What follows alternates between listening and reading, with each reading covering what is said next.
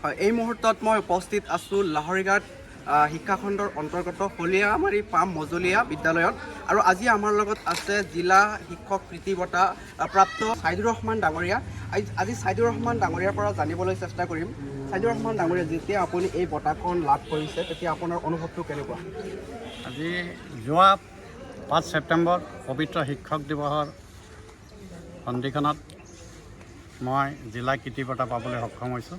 মই যথেষ্ট আনন্দিত হৈছোঁ আৰু এই চেগতেই মই হলিয়ামাৰী পাম মজলীয়া বিদ্যালয়ৰ পৰা আৰম্ভ কৰি লাহৰীঘাট উন্নয়ন ঘাট তথা মৰিগাঁও জিলাৰ শিক্ষক শিক্ষয়িত্ৰী তথা ছাত্ৰ ছাত্ৰীসমূহক মই আন্তৰিক শুভেচ্ছা আৰু ধন্যবাদ জ্ঞাপন কৰিছোঁ।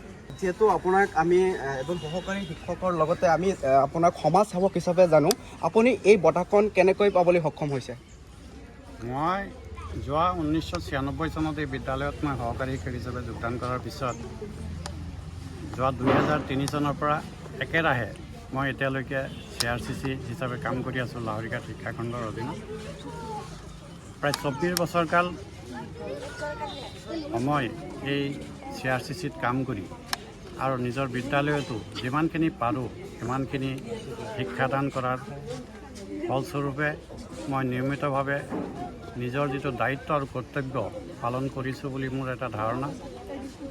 আৰু নিজৰ বিদ্যালয় তথা মোৰ ক্লাষ্টাৰত শিক্ষাদান কৰাৰ উপৰিও মই সাহিত্য চৰ্চাত ব্ৰতী হৈ থাকোঁ। ইতিমধ্যে মোৰ প্ৰায় 6টা প্ৰবন্ধ আৰু কবিতা বিভিন্ন মেগাজিনত ওলাইছে। মই ইয়াৰ উপৰিও মই সমাজৰ বিভিন্ন অনুষ্ঠান প্ৰতিষ্ঠানৰ লগত যিকোনো ঘাট প্ৰতিঘাতৰ মাজতে মই জড়িত হৈ থাকোঁ।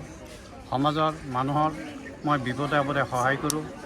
এনেধৰণৰ বিভিন্ন কাম কাজৰ জৰিয়তেই মই এই বঁটাটো পাবলৈ সক্ষম হৈছোঁ। আপোনালোকৰে সহকাৰী শিক্ষক এজনে এনেকুৱা এটা বঁটা লাভ কৰিছে, সেইটো ক্ষেত্ৰত আপোনালোকৰ অনুভৱটো কেনেকুৱা?